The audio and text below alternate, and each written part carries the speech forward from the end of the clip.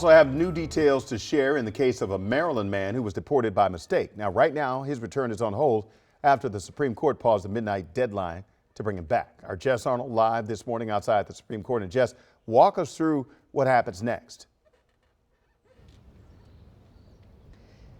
Yeah, Chief Justice John Roberts gave Kilmar Armando Abrego Garcia's lawyer until 5 p.m. today to respond, which he already did. I read through that statement in the last few hours. Here's what it argues, that this is a one-of-a-kind case because the government has admitted that it mistakenly deported him. They have a legal and constitutional obligation to fix that mistake.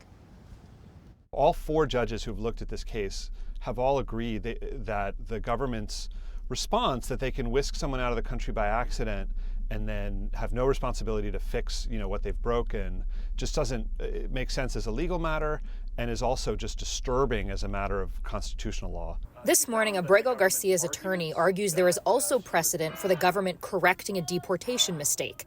The 29-year-old father of three was living in Prince George's County under a protected status.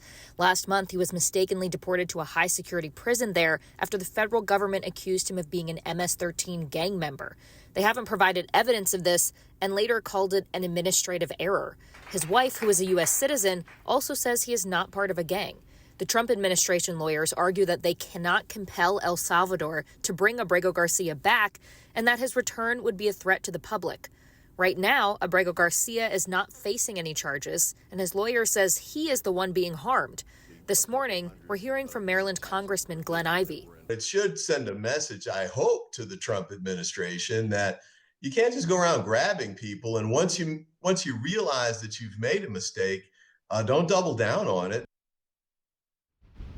Now, the Supreme Court has not set a deadline to decide this case, but Abrego Garcia's lawyer says that he expects it to come in the next couple of days, and he is confident that it will go their way. Wisdom?